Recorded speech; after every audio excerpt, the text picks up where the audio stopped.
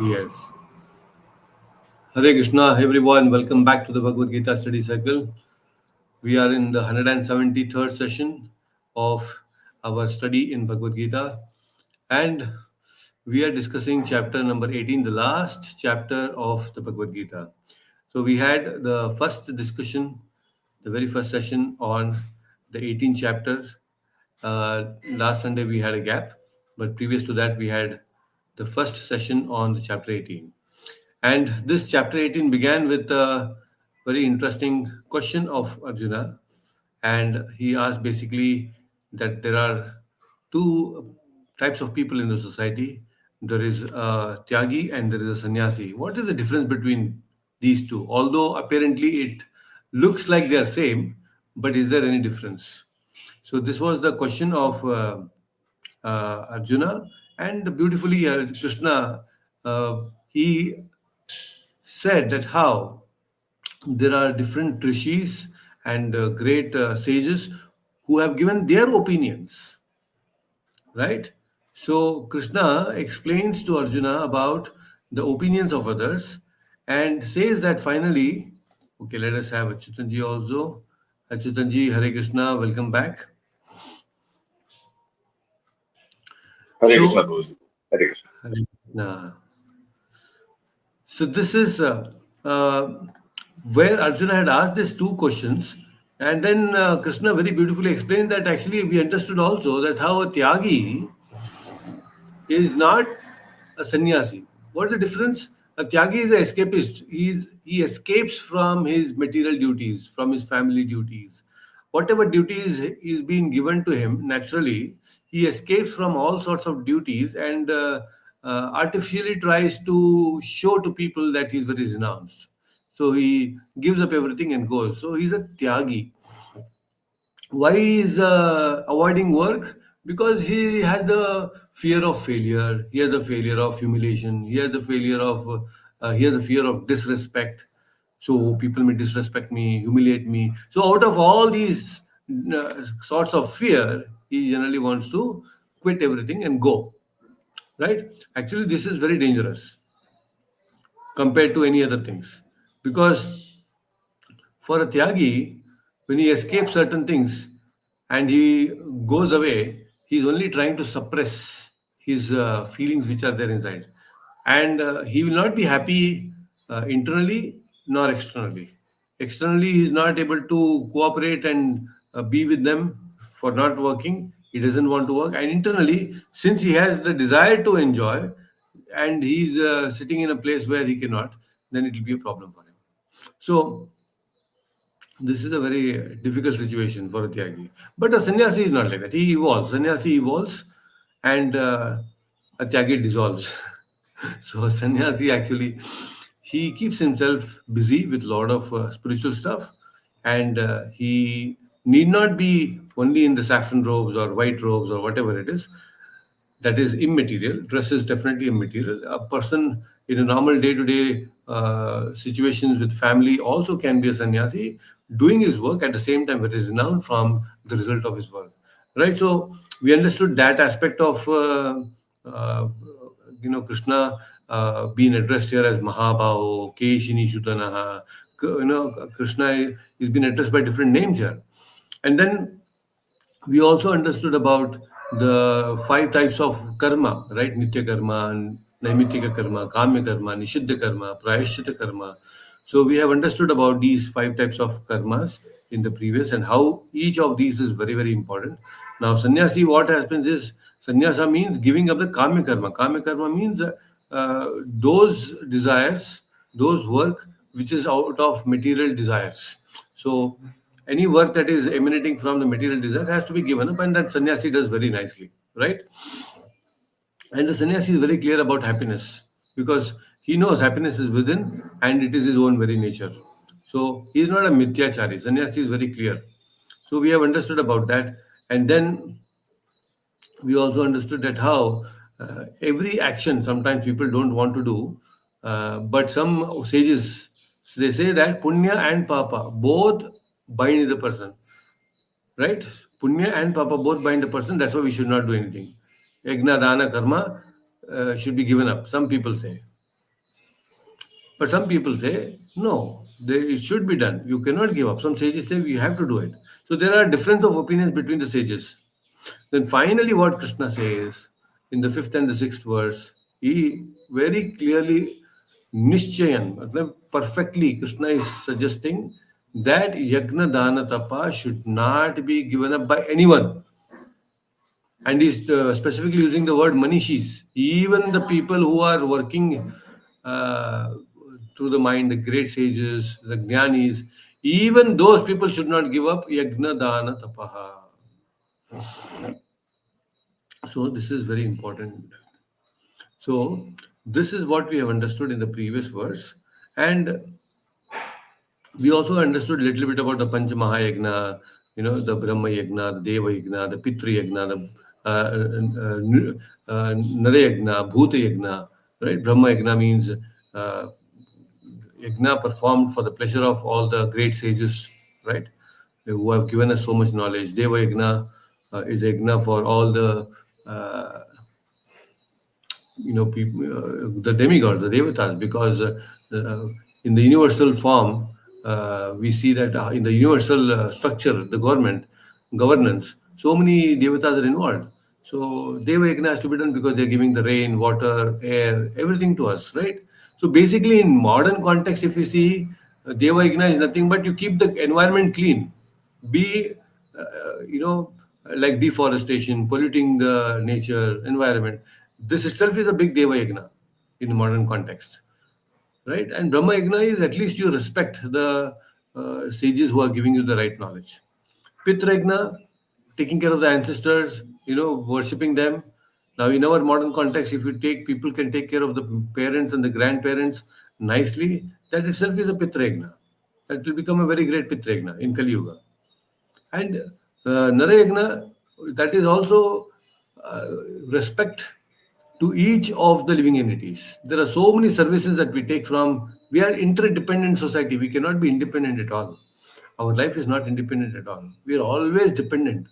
So when we are dependent, we should respect. We are dependent on the cobbler. He may be very doing something very small compared to your intellectual thing that you're doing. But when you need a cobbler, you need a cobbler. You need his service. A barber, he is required in the society. A bungi who comes and cleans the chambers and everything, he is required in the. All these things are required. So we have to respect. That due respect, giving due respect to each and every person is very important. So that itself is Narayagna in modern context. We should not discriminate between anything.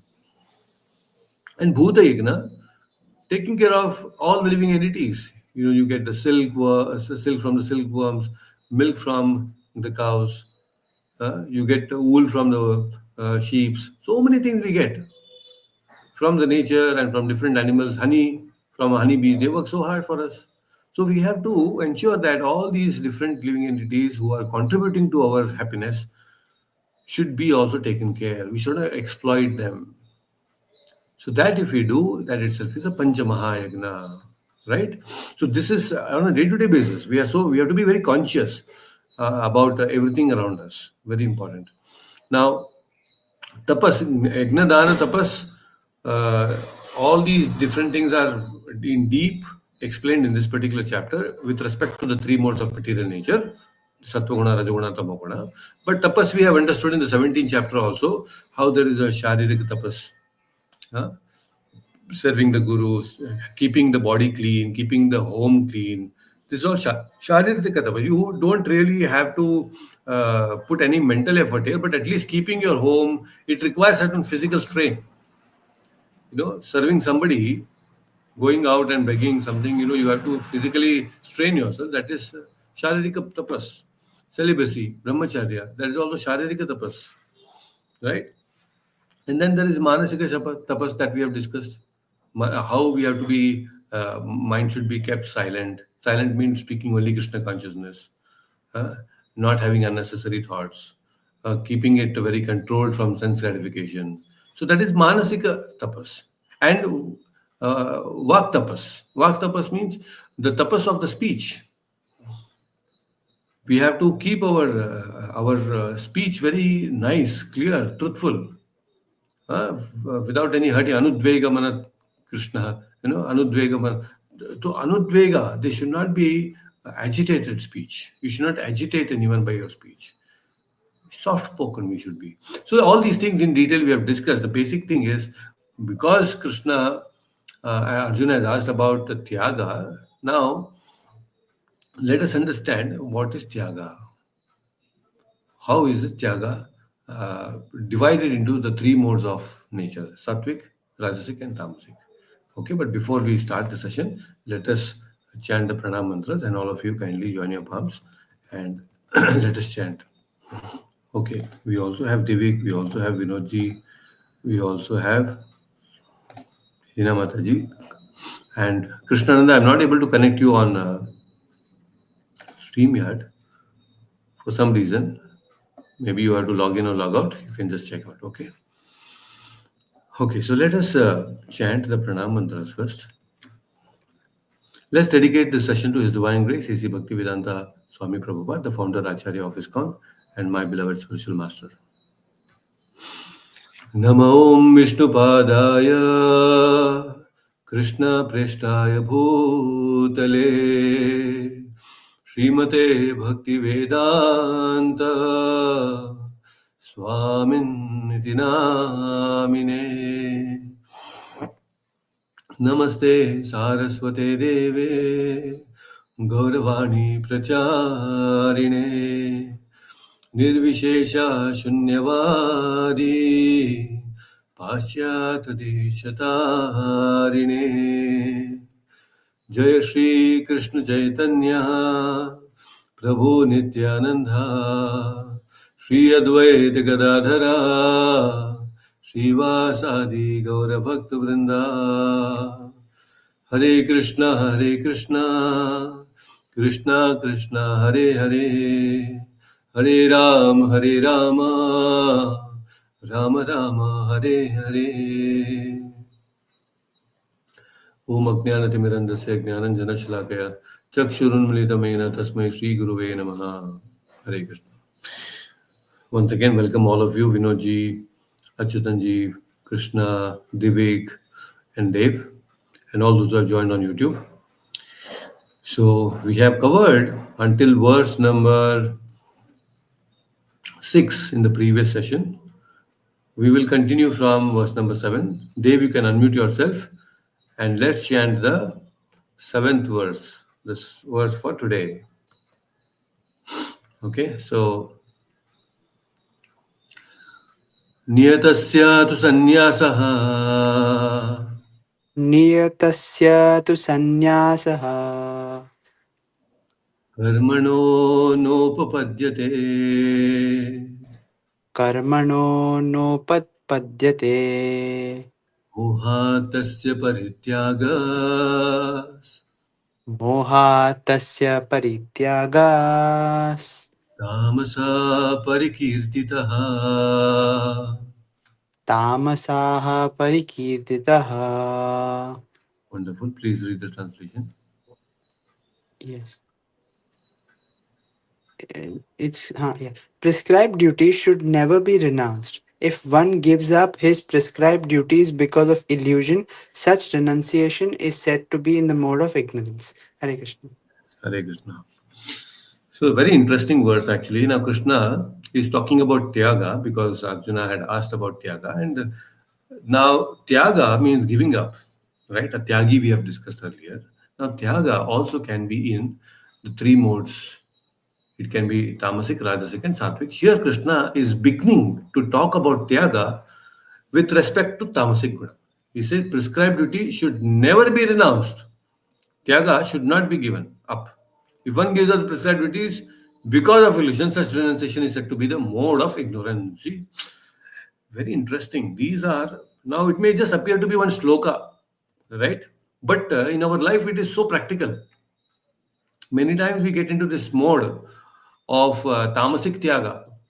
Tamasic tyaga means giving a prescribed duty, something that you're supposed to do, prescribed to you, very natural to you. It is your duty, but you don't like to do it.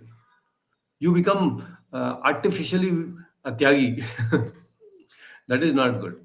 What happens is, see, prescribed duty means Suppose at home there is a homemaker, and the homemaker's prescribed duty is to nicely take care of the home, cook nicely, see, ensure that everybody gets proper food, ensure that the house is neat and clean.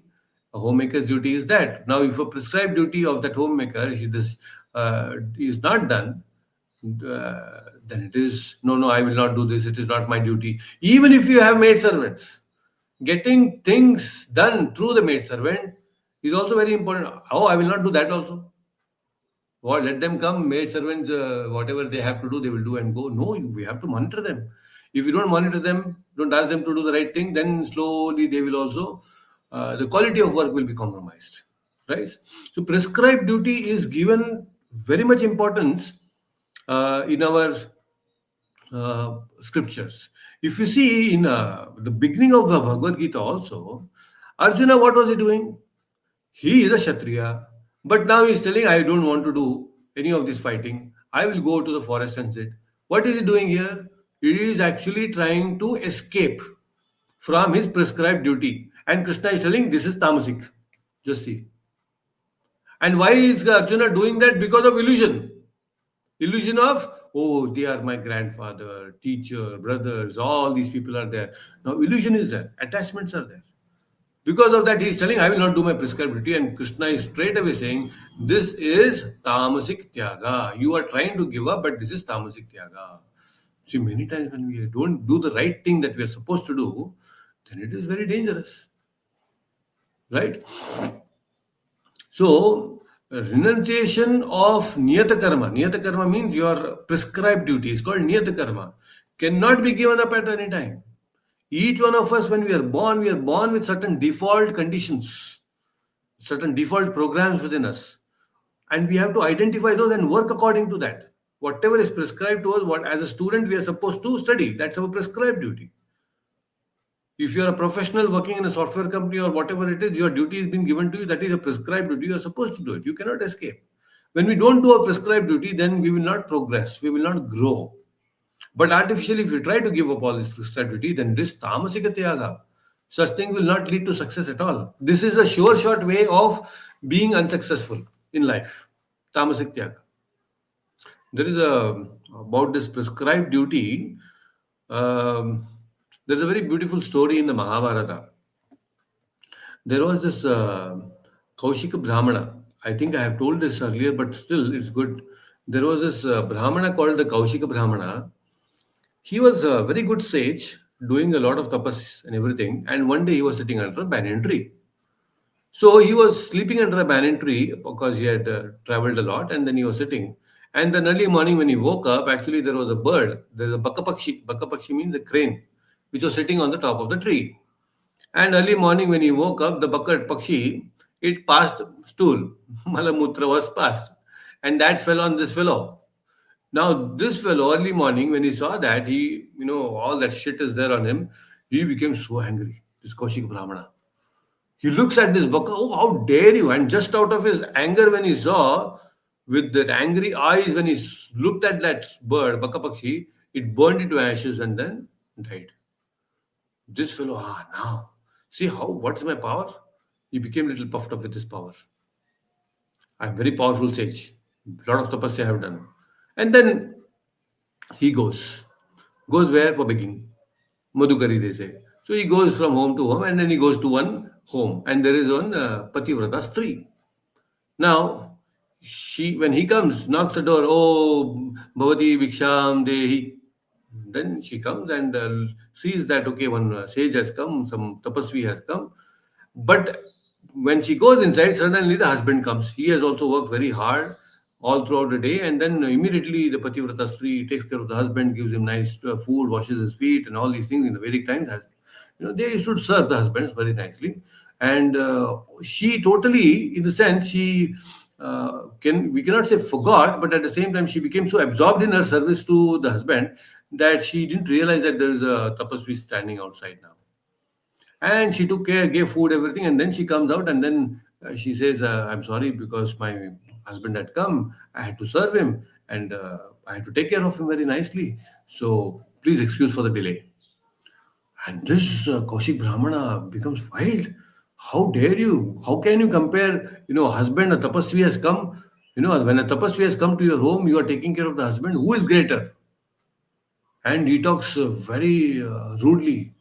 And then with angry eyes, he looks at her, this lady.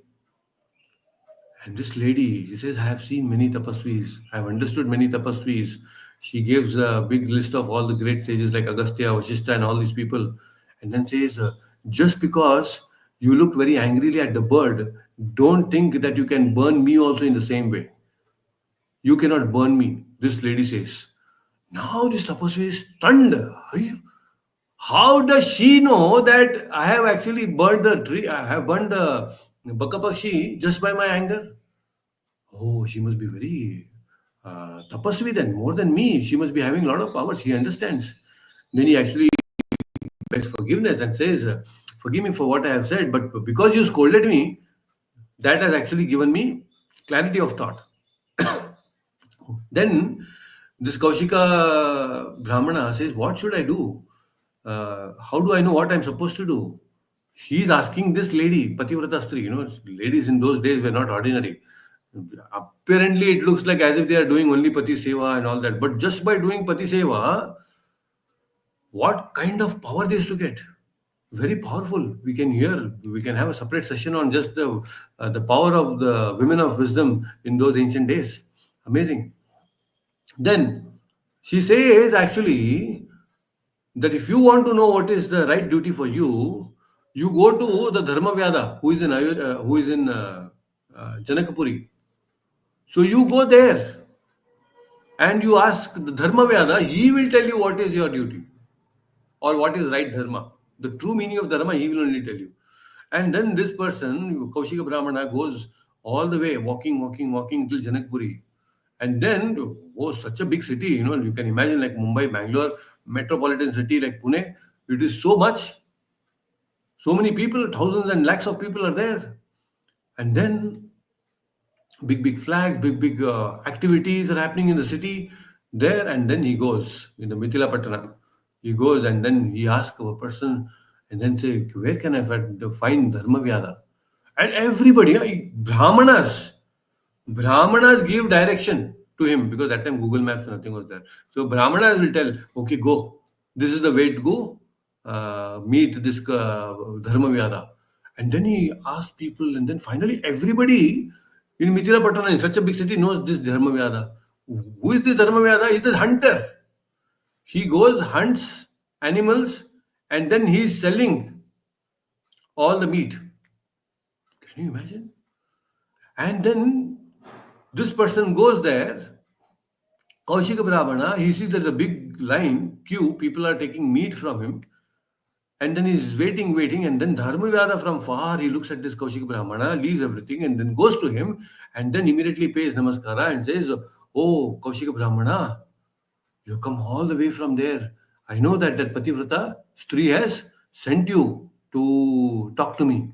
He's even more stunned now. Kaushika Brahmana is so confused. Now, why is confused? Because he is seeing there's a conflict. There's a conflict between his tapasvi. He definitely because he's a tapasvi, he's immediately got to know that he identified me, and just by looking at me, also understood that uh, Pativrata Stri has sent me. How can a person that time? There was no phone call, there was no WhatsApp, nothing. How can this fellow know? Oh, he knows means that he's a tapasvi. But apparently, what is he saying? He is selling meat. Now, this is very viruddha. How can a tapasvi do something inferior work like this? Just see. This Kaushika Brahman asked this question. I understand you look very tapasvi, but your work, sir, doesn't seem to be matching here. And then this Dharma Veda says, this is the duty that my ancestors have been doing. Since many generations, this is the same work that we are doing. I go to the forest, I catch the animals. I don't kill them. There are other people who do the killing and everything, but I just catch the animals and I come and I sell it, but I don't eat the meat. You see, he's saying this is my prescribed duty. And by doing this, I am able to take care of my family, my grandparents, and parents. He tells this very beautifully. Now, see, There, the Pativrata Stri, she was so absorbed in her prescribed duty of taking care of the husband. And here, this Dharmavyada is serving his parents and grandparents by doing this prescribed duty of selling meat. The point here is why I'm telling this is, of course, there's a very big discussion in the Mahabharata, but I'm just cutting it short to give an understanding how important it is to do our prescribed duty. It can apparently look very inferior. Now, Arjuna is a fighter who is going to kill people. Now, killing is not good. Violence is not good. At the surface level, it looks like that. But then it is meant for a higher good, right? So this is something that we should know. Prescribed duty cannot be compromised. Should not be compromised. If you are compromising, that only means that we are somewhere escaping. See, we all have prescribed duty in our different roles. We can be a father, we can be a mother, we can be a son-in-law, a daughter-in-law, a son or a daughter. Each one of us in different ways, we have prescribed duties and we are supposed to do that prescribed duty. Very important, cannot be given up. If you're giving it up, it is only tamasic in nature. And tamasic person is what? A very insensitive person. Tamasic people you see anywhere, they are very insensitive. They are insensitive to people, insensitive to everything because they don't take responsibility. They don't have the right knowledge. They don't have the right understanding. There is absence of right knowledge there. And that's why they are in illusion. Right? See, everyone, each one of us, in a regular person also, everyone is very clear that he has to take care of the wife and children at home, right? He has to take care of the dependents. It is very clear. But we should not be simply stuck only to this. Today, people mostly, their service is only limited to wife, children, and family. But people, when we are living in society, we should know that we have higher duties also towards the community, towards the nation. We are all having certain responsibilities. Somehow this is not taught to us. Our prescribed duty is not only to the family and children. That's a big problem. We cannot be so limited. When God has given us so much potential, how can we limit ourselves only to our family and children? That is very selfish, actually. And because this kind of attention is there, this such kind of attitude is there, so people, they take up wrong actions to protect only the family and not the community or nation. I'll tell you example. See, you take one any road contractor fellow. He is so limited in his understanding about service. He, because he wants to protect only his family, he wants to gain more money so that he can give facilities to his own family. And because he has to get more money, he will compromise on the quality of building the roads, right? Inferior roads he will build. He will make more money there. And because he does that more, because of that inferior road, so many accidents will happen and so many deaths will happen. Ultimately, what happens? The dukkha, because of your inferior work that you are inflicting on others, will come back to you in some other way. See how tamasic, if you try to escape from your prescribed duty, the quality of work, it is somewhere going to come and hit us in some way. And it will hit us, our families also. The laws of nature are very strict, very stringent, right? Prescribed duty cannot be given up. And same thing was done by the Ratnakara also. Who is Ratnakara? Ratnakara who became Valmiki. He was like that. He was also thinking that, okay, I will only go and kill animals. He was a hunter doing all. He didn't know. He didn't know what he's supposed to do until Narada came. So we are all supposed to do something. We should be intelligent enough to understand our prescribed duty, the higher duties that we have, because then we will be able to come out of our wrongdoings. Tamasik Tyaga, when you do Tamasik Tyaga, it ends up in Papa Karma. Because you are limited, you are become selfish. You try to protect only yourself or near and dear ones. If you protect the near and dear ones, still better. But sometimes some tamasic people are so selfish that they will not even think about others, even the family members. That is happening these days in the modern times. So, and such a person will spiritually fall down. In long run, it is not good even materially. Just imagine a person, if that road contractor, for example, If he does inferior quality work, later on he is not going to get another order. He will not get any tenders in the future, right? So even materially he is a loser actually. So tamasic tyaga means basically what you are trying to give up your prescribed duty. Prescribed duty is very important. We should identify, we should know what is our prescribed duty. As a family man, as a citizen of country, and different, as an employee of a company, we all have certain prescribed duty, cannot be compromised. We have to do it. Okay, so Krishna is saying if you try to give up this prescribed duty, then it is tamasic in nature. So we don't want to be tamasic. We don't want to be inactive, which Arjuna was trying to be, right? So Krishna has pulled him out of that tamasic thing now. He clears off his all illusion, right? So let us go to the next one. Let us understand the next. Achyutanji, unmute yourself. Let's chant the next verse. 8th verse. Dukkam ityeva yat karma Dukkham itev yat karma kaya klesha bhayat tyajet kaya klesha bhayat tej sakritva rajasam tyagam tattva rajasam tyagam naiva tyaga phalam labhet. naiva tyagam phalam labhe. Wonderful. Please read the translation. Anyone who gives up prescribed duties as troublesome or out of fear of bodily discomfort is said to have renounced in the mode of passion. Such action never leads to the elevation of renunciation. Hare Krishna. Good. See now again Tyaga. What is the Tyaga? Tyaga in the Rajasic mode. What is that Tyaga? Now, prescribed duty, Tamasic fellow will not do. Okay. Rajasic person, he knows. First of all, Tamasic fellow doesn't even know what is his prescribed duty. He doesn't do it also. But in Rajasic fellow, he knows what is his prescribed duty, but he will not do it because he has certain discomfort. He has a fear of bodily pain. Oh, my this is paining, my that is paining. I will not do any work. He knows what he's supposed to do, but he will not work because he is Rajasic in nature.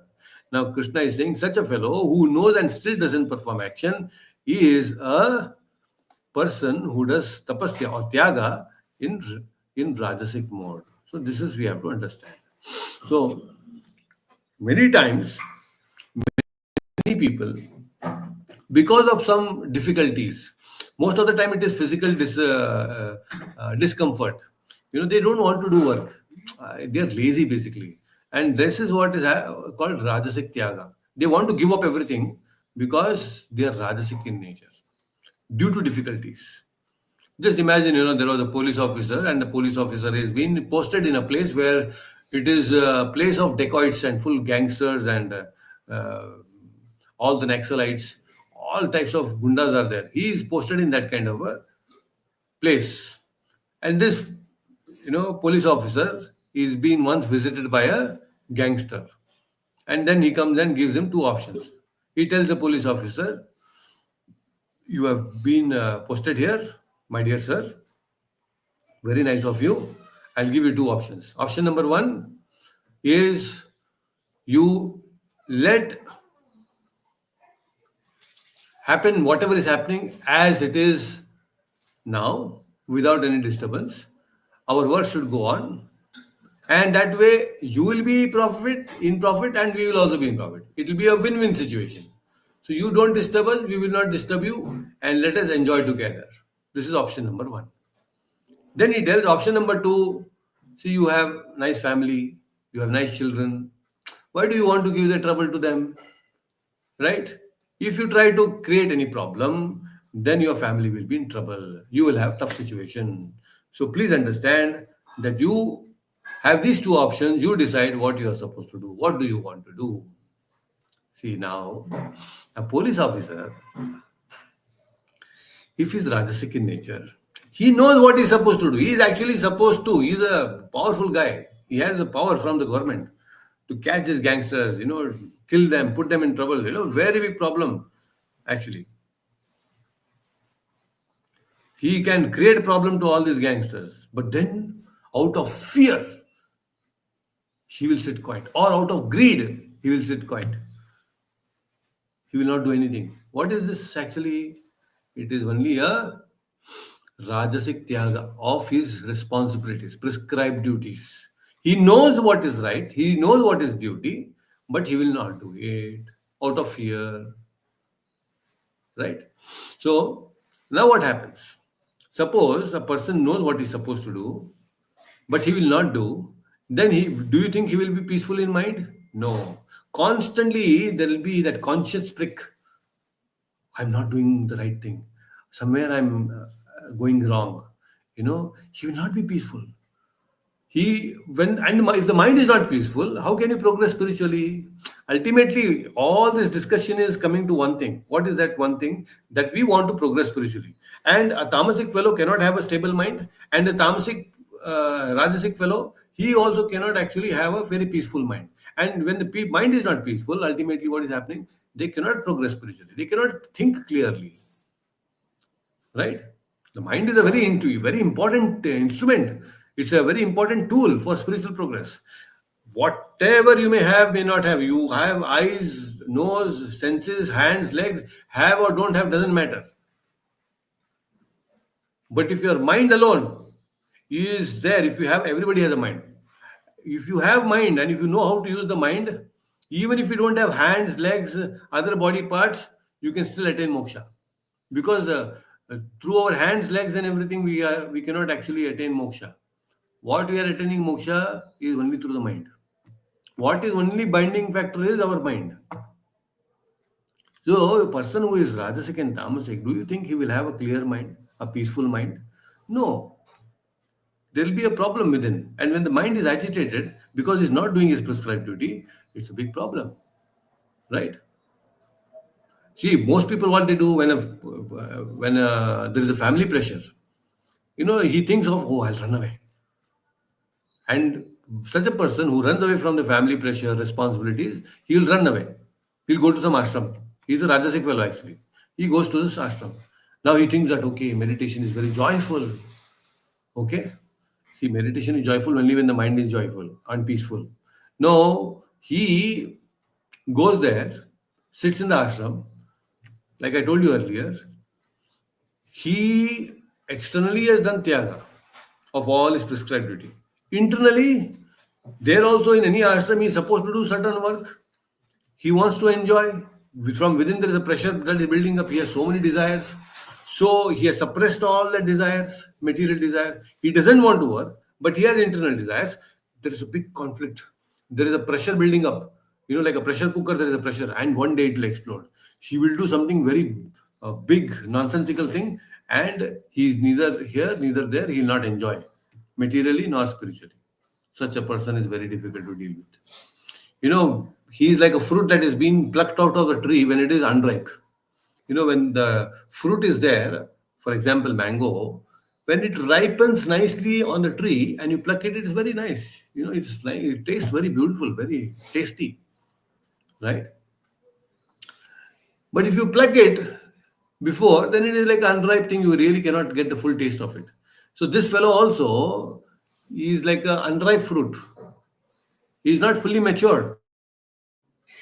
So because he's not fully matured, he cannot do any good to others, not to himself. So such a person neither gets happiness inside, pleasure inside, nor outside. Very difficult person.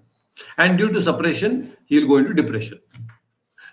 Suppression of desires will make him go into depression.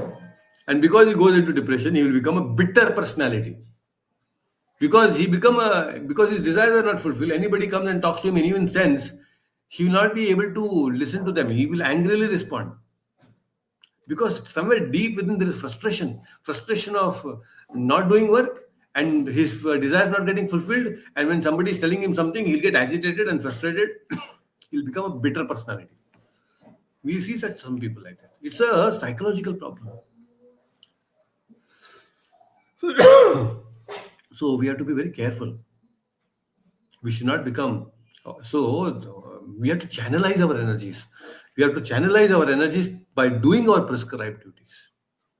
That is what is required. Okay. Divik, unmute yourself and let's chant the next verse. Yes, Prabhuji.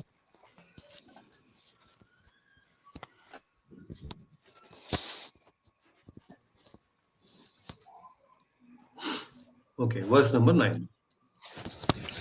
कार्यमित्येव यत्कर्म कार्यमित्येव यः कर्म नियतं क्रियते अर्जुन नियतं क्रियते अर्जुन सङ्गं त्यक्त्वा फलं चैव सङ्गं त्यक्त्वा फलं चैव प्रत्यागः सात्विको मतः. सत्यागसात्विको मतः. Wonderful. Please read the translation. O Arjuna, when one performs his prescribed duty only because it ought to be done and renounces all material association and all attachment to the fruit, his renunciation is said to be in the mode of goodness. Hare Yeah. Krishna. Thank you. Very nice. So prescribed duty in sattvic mode now. So when you do your work nicely, then what is happening is you are in the mode of goodness. And the best thing is you are not even attached to the results. So let us understand this. It's so important. Krishna is a man of action. He never likes inaction. At least those who are followers of Bhagavad Gita, one thing is for sure, if you are understanding all these principles, you will never be lazy. A student of Bhagavad Gita cannot be lazy. A student of Bhagavad Gita is always very active because Krishna is pumping up all these wonderful strategies here to be active all the time, right? So this is called Satvika Tyaga. We are discussing about Tyaga. So this must be done at any time, any cost. I will do it. This is the spirit of a person who is Sattvic in nature. What is that? Oh, I have to do my prescribed duty. See, we are talking about Tyaga, but here a Sattvic person, he is not giving up the action. He is doing Tyaga of the Phala, not the karma itself. Earlier, what is happening in the Rajasic fellow and the Tamasic fellow? They are doing Tyaga of the prescribed duty, of the karma. But here, Sattvic fellow is performing action, no Tyaga of karma, but Tyaga of karma phala. That's the difference, right? He doesn't have any desire for phala. Now, this is the unique feature, very unique feature in which the karma has to be done. Karma you do, but there is no phala. We have already discussed in the previous chapter also, third chapter also, karmanyeva adhikaraste, mahaphaleshu kadachana. This is exactly again in the same context Krishna is telling again in a different way. That's it. You just take the example of the police officer now. Police officer earlier, that fellow, what did he? Because if he's greedy or fearful, he will just take a little bribe and he'll sit court. Although he knows what is his prescribed duty, he will not do it. He'll support the gangsters. But suppose there is a police officer who is very sattvic in nature, he will not mind. He will say, even if I die, I will do my prescribed duty. I will die while doing my duty, but I will not let these gangsters do the wrong things. I will finish them up. This is what the police officer will say. He is not thinking about whether I'll be alive or not alive. No, nothing like that. He is ready to even give up his life for the sake of prescribed duty. That is exactly what is expected from Arjuna also now. You know, it's better to, Krishna is saying, it's better to die on the battlefield. You know, Krishna in another verse also has told prescribed duty. Uh, what is that? Doing our own duty is good. Even if you die by doing your own duty, prescribed duty is better than doing somebody else's job. Right? It's very important to do your own duty. We should do it. Freedom fighters, you see freedom fighters, what do they do? They are looking for a higher cause, more bigger than their family or themselves. They see it for the free future. They'll think, okay, I'm so many freedom fighters have died. They didn't think, okay, I will see one day the freedom of my nation, independent India. No, they just fought. Whether they will see an independent India or not, they did not bother. They just sacrificed. They did their duty, right? They fought. Now, such people are progressive. That's why Krishna is also saying, those who die on the battlefield, they are real Kshatriyas and they will go to the heavens. They progress. So this is how. And those who do their prescribed duty and they die while doing their prescribed duties, they are very nicely welcomed even in Yamloka. In Yamaraja's palace, there are four doors: north, south, east, west. The southern door is the most dangerous. All the papis, all the sinful people enter through the southern door. Eastern door, northern door, western door. All these great people who have done their prescribed duty nicely will be welcomed.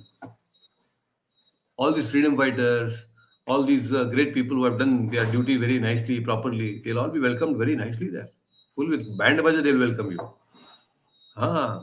So much is respected. Prescribed duty is respected, even in the loka of Yamaraja, right? So karma is very important, and karma principles we have discussed in the third chapter. But what is basically the principle of karma? See, four things we can think of. Karma means karma yoga. What is karma yoga? Kartavya nirvahanam. First thing is what? Karma yoga means it has four things. First thing is kartavya nirvahanam. Means even if the duty is unpleasant, many times, it is so difficult when there is an old person in home. It is a torture to take care of old people because they cannot have control over them. Anytime they will fall sick, and the basic nursing that has to be done. Sometimes it may look very difficult for a person. I have seen people, they just cannot manage. If you have financial strength, no problem. You can ask a nurse outside, hire a nurse and get things done. But sometimes you don't have that option. It might appear very unpleasant duty. Kartavya nirvahanam has to be done. Because they are dependents now. Old people are what? They are dependents. They have to be taken care. Even if it is unpleasant, it has to be done. Right? Some professions are like that. They are thankless professions. We have to respect and we have to do it. So, and basically it's duty. Now, duty is Panchamahayagna, which I've already explained earlier. Right? Panchamahayagna we have to do. And we also understood about the Nitya Karma, Niyata Karma, Kamya Karma. We have understood in the previous verse also, previous session. So, Kartavya Nirvahana means I have duty and I will do it even if it is unpleasant. Second is Samyak Archanam. Samyak Acharanam. Samyak Acharanam means you will do it to the best of your capacity without any comparison. That is Samyak Acharana. Means your duty may be pleasant or unpleasant, I will still do it. And I will do it with my full attention to the best of my capacity and ability. And I will not compare myself with others. That is called Samyak Acharana. And third is Ishvara Arpana Buddhi. Ishvara Arpana Buddhi means what? You will do it as a worship to the Lord. I am doing this duty as a service to the Lord. That should be the mood. Ishvara Arpana Buddhi. Whatever actions I am doing, oh my Lord, I am doing it for your pleasure. And the fourth is, it should be Ishvara Prasada Buddhi. Ishvara Prasada Buddhi means what? You should accept the results of that action as the grace of the Lord, as a mercy of the Lord. So, Ishvara Arpana Buddhi, you do everything for the pleasure of the Lord. Like, when you want to give some nice flower, you will give a very beautiful, fresh flower to the Lord. Similarly, our karma, you should think that way. Oh, my karma also, when I am offering, I should offer a very nice karma, a very fresh, beautiful karma to Krishna. See, when you think this way, just like when you want to give the fresh fruit and flower to the Lord, similarly, your karma also, you should think I should give the best of the best karma to the Lord because I am thinking it as an offering to the Lord. See, actually, if this attitude comes up that my action should be an offering to the Lord, automatically your quality of work will improve. Right? So, Ishvara Prasada Buddhi. Fourth one is whatever result you get, oh my Lord, it is your mercy. Because anyway, you only gave me the talent, you only gave me the buddhi, you only have given me everything. So, I will accept it at that way. Ishvara Prasada Buddhi. So, this is a Sattvic fellow. Now, his ultimate goal is what? His attachment is to God. Now, attachment to God is the real sannyasa. Real sannyasi is one who is attached to Krishna all the time. Okay, he's giving this, he's doing a lot of work, but for work there should be some inspiration, no? What is that inspiration? See, a sattvic fellow is endowed with knowledge. And that knowledge is what inspires him. That's why I told earlier also, Arjuna was having a problem earlier because he didn't have the clarity of thought, because there was no knowledge. He was in illusion. But then when he gets knowledge, he is inspired, he is motivated. So with us also, when we become sattvic more and more, we are endowed with more and more knowledge of the Bhagavad Gita. What happens is we take up the right action. We are not lazy people, right? Because when you have the right knowledge, happiness is your nature. You will understand. And because it's your own nature, you will be able to control the mind better. There's no problem with the mind, right? So, see, you're doing your action, you're doing it as an offering to the Lord, you're receiving the phala also as a mercy of the Lord. So your mind is very peaceful because you're doing everything and still not taking the ownership of the phala. That is the most peaceful situation in life, actually. So that way our actions will become very pure. So let us go to the next verse now. Okay. So Vinodji, unmute yourself and let's chant the next verse. So the next verse is the verse number 10. Okay. Nadvesti akushalam karma न द्वेष्टि अकुशलम कर्म kushale nanusajjate कुशलेनानुसज्जते tyagi sattva samavishto त्यागी सत्व समाविष्टो medhavi chinna samshayah. मेधावी चिन्ह संशयः. Wonderful. Please read the translation.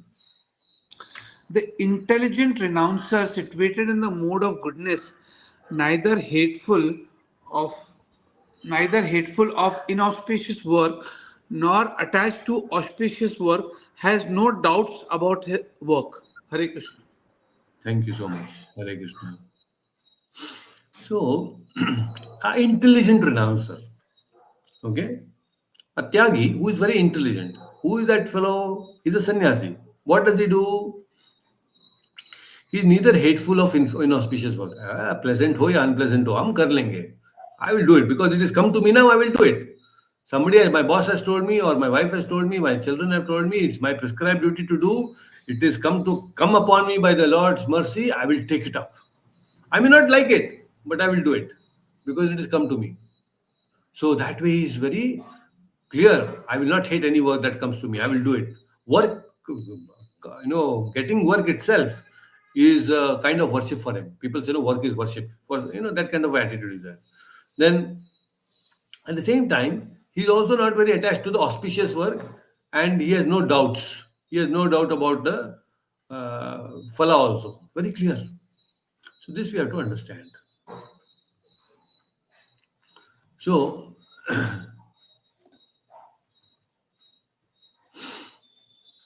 what happens basically to such a sattvic fellow? Anybody who is doing his work in this way, not hateful of the unpleasant work, at the same time, even if auspicious work comes, he will not be attached. Because I like to do this work, I will do only this work. No, in life we are always challenged to do many other things than what we like, right? There are many things that comes in our life that we may not like, but we have to do it. And sometimes it may so happen that you may get something that you like, but then you get so attached to it that you want to do only that, and something else will come that you will not do. No, that also should not be the case. We should be ready to do anything that comes. The right thing that comes, I will do my duty. Right? That should be the idea. Pleasant karma is not attached. And unpleasant karma is theek, no problem. I will not hate it. See, at the same time, he's a very balanced person, basically. There are some people who are so attached to their duty. So much attached to their duty, they forget everything. Workaholic people, like alcoholic people, there are workaholic people. They are so attached to the duty. Follow your passion, you do it more. So that's also a big problem. You should not be so attached and become workaholic that you spoil your health. It is not a healthy activity at all. I recently met, last week when I went to Goa, I met a person. He had come from US. He's a very big fellow in marketing for HP, Hewlett Packard. And he has done so much of business for them.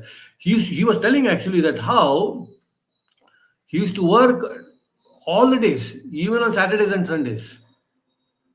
And he used to be so absorbed, even when he comes home, he will be only thinking about the work. And at one particular point, literally, he had a nervous breakdown because of that kind of stress and work that he was doing. He totally ignored his two daughters, he ignored his wife. And one fine day, when he wakes up and he tells his wife that I'm not going to office. And for the first time in 20 years, he told that my wife was thinking, what has happened to me? That never before you are told that on a Monday morning you'll not go to office. She got a shock of her life when she heard that, oh, I don't want to go to office, because he was totally broke down. And later on he had certain fears, how he overcame all those fears. Now he wants to be happy. There are certain past things that he is still attached to. When we worked with these people, then slowly he opened up. He was so workaholic. And what happened, because he was so workaholic, he got disturbed. He developed a very unhealthy situation. Too much attachment to this kind of work also is not good. You have to work, no doubt, but if you do it to an extent where it disturbs your other routine, it is a problem. Krishna doesn't like extremes. Krishna is a very balanced person. So he's giving instructions in such a way that we balance our life. And everything is in Bhagavad Gita. The best part of it is. So when you have a balanced life, no lifestyle, then mind is focused during the work, and it is withdrawn when not in duty. This is how we should be. So when you are working, you should be fully focused. The flow state. Flow state means you are totally absorbed in that work. And when there is no duty, you withdraw your mind. You withdraw your mind and enjoy with your family, enjoy with your loved ones. You withdraw and enjoy yourself. So you have to learn this, when you have to be focused, when to withdraw the mind. Very important. And only that kind of a balanced person can do meditation properly. Right? Many people say, oh, Prabhuji, you know what? Your chanting, this technique of chanting really helped me. Acha, really? How did it help you? Prabhuji, when I start chanting, I get amazing, very beautiful ideas how to invest money. And I make a note of it. See, while chanting is actually getting ideas to do the right type of investments. So this is called karma sangha. Karma sangha means he's so attached to the karma that even while doing meditation, he's still thinking about his work. This is not good. While meditation, you should do meditation only. So a healthy mind is always in the present. He is doing, okay, right now I'm eating, I will eat. Okay, right now I'm watching TV, I'll watch. Right now I'm doing my duty, I'll do my duty. He is always in the present, right? But unfortunately, in this today's world, workaholic people are very much glorified. Ah, see, look at that fellow, how much hard he's working, so much work he's doing, so beautifully he's doing, and that's why he's successful. He may be successful materially, but personally, he's gone. No, none of these people who glorify him like that will take care of him when he's actually sick, right? So that's why we have to understand balance is the key. So Tyaga doesn't mean, okay, to recap now, Tyaga, Tamasic, fellow has no knowledge about his work, about his prescribed duty. He has no knowledge and he will not do. Rajasic fellow, he knows what he's supposed to do, his prescribed duty, he knows about it, but he will not do. He is Rajasic, right? And Sattvic fellow, he knows very well what to do. He will do it even if it is unpleasant. But then at the same time, he is not attached to the karma phala. He is not attached to the karma phala. Right? And such a balanced person will be very successful in life. This is the secret. Right? Any questions? Anything that you want to ask about the discussion that we had today. So we had Vinodji and Lakshmi Mataji on YouTube. Thank you so much for joining. Yes, any questions? If you have any questions, you can feel free to ask. Okay, so in the upcoming next sessions, we will discuss even more wonderful things about. Now we have discussed about Tyaga, but Yagna, Dana, Tapa, all these different things we will understand in depth in the next session. Okay, so we will discuss more about it, and maybe next, I mean this week, we will have sessions on both the days, Saturdays and Sundays. We'll try to cover it up a little faster. So I will let you know about the timing, and even on the Sunday, we will try to see how it can be matched, because Sunday morning I need to go to the temples, to the temple, so I don't want to miss that. So I will let you know about the timings once I plan it out. So we will plan and we will have two sessions in a week so that we can complete chapter 8 little quickly. Okay. Because then I have some more other travel plans. So I just don't want to delay it much. I want to see that we will continue and finish this chapter 18 little early. So here, what is it? Lakshmi Mata is asking, Prabhu, at times doing duty, we get irritated. How do we get over it? So it happens that, sometimes we get irritated doing our prescribed duty, and how do we overcome it? It's a challenge actually, not so easy.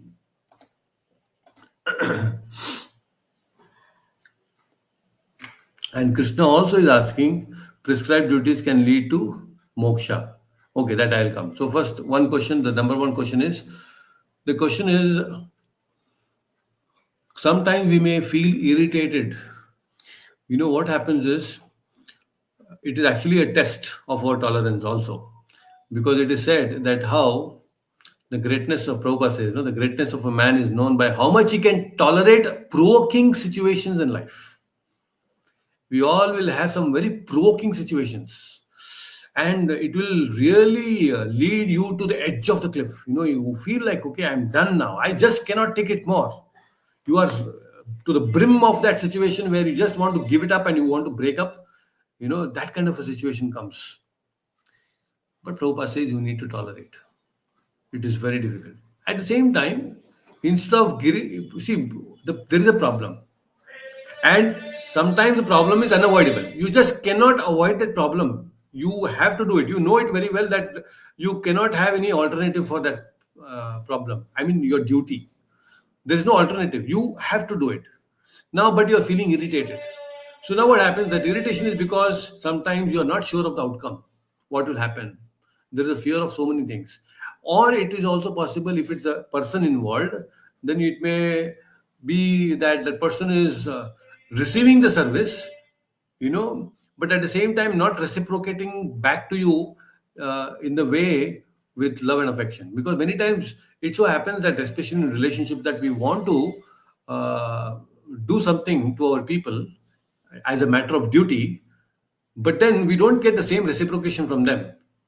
Out of love and affection, we do our duty, but the same love and affection, see, that's why we have to learn. It's not just that we do our duty with love and affection. We should also know, when we receive service from somebody, we should also reciprocate to them in a nice, loving way and affection way. And when we don't get that, there's a possibility of irritation that will happen to us. But a person, a sattvic person, Krishna is saying, is not expecting any result at all. He is not thinking that whether this person will respect me or not respect me. No, there is no expectation. And because there is no expectation, I will just do it with what? I will do it as a matter of duty, as prescribed duty, as what Ishvara Arpana Buddhi. I am doing this duty because Ishvara Arpana Buddhi. I will do it as a service to the Lord. So, our duty, when we do, when we think that it is a service to the Lord, not to that specific person, then what is happening is we are involving God into it. We are doing, it becomes a service to the Lord. See, when we are having a small Laddu Gopal at home, when we have a certain small deity at home of Nitai Gorang or Radha Krishna or whatever it is, when we do any service to them, we feel very pleased. Why? Because you're totally convinced that internally, I'm doing seva to my Lord, my Laddu Gopal, or my Krishna Balram, or whatever it is, right?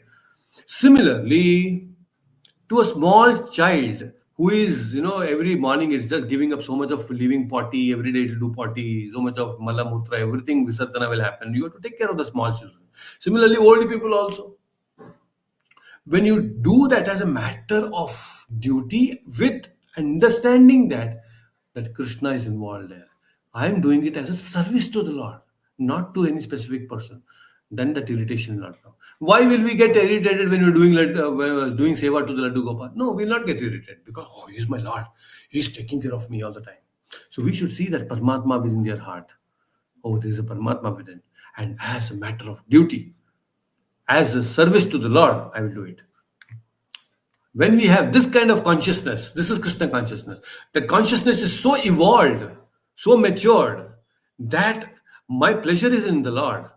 Externally, I may be doing any inferior work. It may appear as an inferior work, but in my consciousness, this work, this duty is a service to the Lord. When you have developed that kind of a consciousness that everything that I do as a service to the Lord, you will not have irritation. There is no question of irritation. Because in the service of the Lord, there is no irritation. Always the Lord will protect us. Right? So I think this is one way to overcome it. And I think that will really be very helpful. Right? So I think this is what she says. Thank you so much. Much needed class for me now. Yeah, I think each one of us have certain phases in life where we have to go through certain things. And the solution will come through Bhagavad Gita. That is so beautiful of Bhagavad Gita, right? And Krishna is asking, Krishnananda is saying that, okay, prescribed duties can lead to moksha. Yes. If you are just doing your prescribed duty properly. Like Arjuna, prescribed duty is a Kshatriya. He is supposed to fight. It's his prescribed duty. And when he does that prescribed duty, with what? Mam anusmara yuddhacha. When you do your prescribed duty by thinking of Krishna, then it will definitely lead to moksha. Right? With full surrenderance to Krishna when you do your prescribed duty, it will lead to moksha. Definitely. That is for sure. It can be anything, including that Dharma Vyada who was a hunter. He will be doing hunting externally, hunting. But then what is happening is he will still get moksha because prescribed duty is so powerful. So that's why in the Varnashrama system, everyone does his prescribed duty. Brahmana, Kshatriya, Vaishya, Shudra, everybody is doing a prescribed duty and the society is formed that way. Now what Prabhupada wanted to do was also Daiva Varnashrama, keeping Krishna in the center, perform a prescribed duty. And then you will see there is moksha to it. Because Krishna says, Sarva Dharmam Parityajya Mam Ekam Sharanam Vraja. So Ham Tam Sarva Papebhyo Mokshayami Masuchaha. See, Mokshayami Masuchaha. He is very clearly stating that there is no doubt about it. I will give you moksha. For sure, I will give you moksha. That is Krishna's promise. In this very same chapter, he is telling, I will give you moksha. Surrender unto me. And do your prescribed duty. Isn't it? Very much possible. Krishna wants this world to be running all the time. And that's why he's encouraging people to do work. The world should not stop. It should be moving. Anything that is moving is always good. So the world should keep moving. It will move only when everybody does their prescribed duty. And Krishna is encouraging prescribed duty here. This is how we should be. Very powerful. So after moksha, there is a prescribed duty.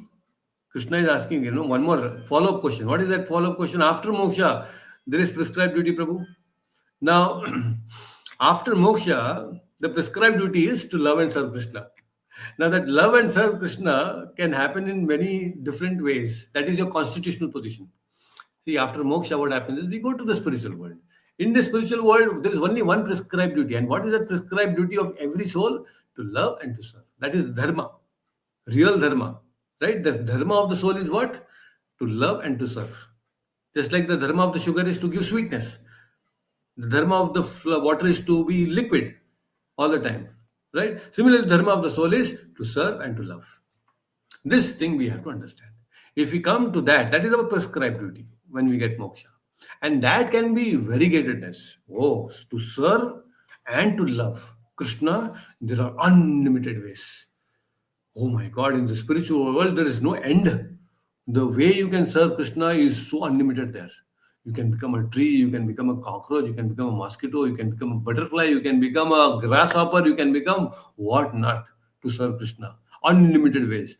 What is the main thing? Prescribed duty. Prescribed duty is to serve, and prescribed duty is to love. That is the constitutional position that we achieve.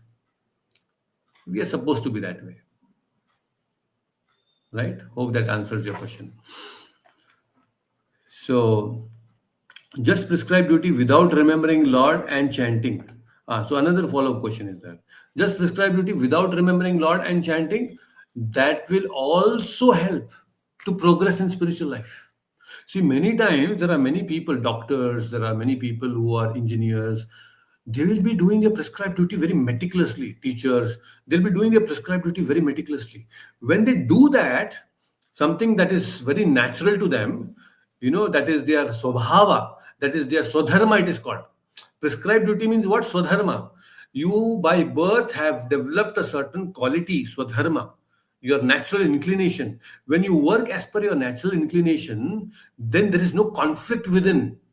Now, what is happening? Most people in the modern education time, what is happening? Just like that famous image, that picture that you must have seen, that a monkey is asking the elephant, the snake, and the fish to climb up the trees, keeping a test, common entrance exam. Who will climb the tree first? And it's a stupid question. You are a monkey, you are the one who will climb the first one. An elephant has a different capacity, a fish has a different capacity, right? He will not climb the tree. You are setting the question paper only wrong.